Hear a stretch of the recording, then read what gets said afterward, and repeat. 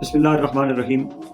اے امت مسلمہ جواب دہ ہو جاؤ، اے نبی کریم صلی اللہ علیہ وسلم کے کلمہ گو، اے تاریخ کے وارث ہو، کبھی سوچا ہے کہ جب روز قیامت اپنے نبی کریم صلی اللہ علیہ وآلہ وسلم کے سامنے کھڑے ہوں گے تو کیا منہ دکھاؤ گے؟ کیا کہو گے کہ جب تمہارے بھائی کٹ رہے تھے، جب ننھے معصوموں کے لاشیں اٹھ رہے تھے تو تم مسلکوں کی بحثوں میں الجھے ہوئے تھے؟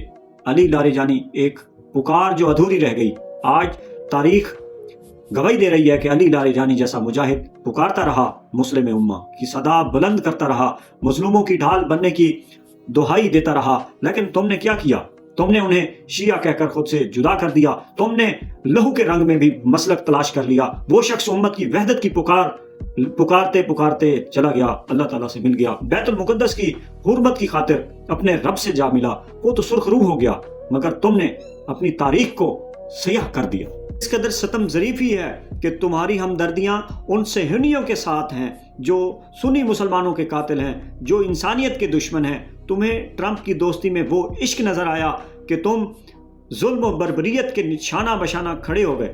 نبی کریم صلی اللہ علیہ وسلم کے دین کے سپاہی، قبلہ اول کے رکھوالے ایک ایک کر کے مٹائے جا رہے ہیں، اور تم دشمن کو اپنے اڈے دے کر بیٹھے ہو تاکہ وہ ایران پر، وہ اپنوں پر حملے کر سکے، وہ ہمارے مسلمانوں پر حملے کر سکے۔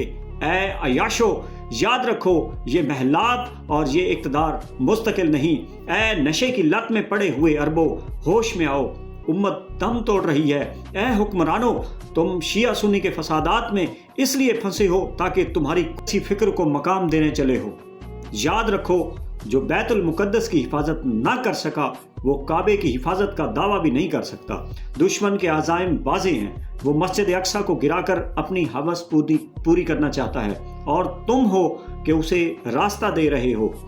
وقت ہاتھ سے نکلا جا رہا ہے۔ اگر آج تم ایک نہ ہوئے، اگر آج تم نے مسئلے کی اینک اتار کر واحد ملت کی صورت اختیار نہ کی تو تاریخ تمہیں کبھی معاف نہیں کرے گی۔ خدا کے لیے جاگو، اس سے پہلے کہ بہت دیر ہو جائے۔ خون شہیداں پکار رہا ہے، اب فیصلہ تمہارا ہے۔ سوچنے کی بات ہے، احساس کرنے کی بات ہے کہ کیا منہ دکھاؤ گے؟ ہمارے نبی کریم صلی اللہ علیہ وسلم کو منہ کیا دکھاؤ گے؟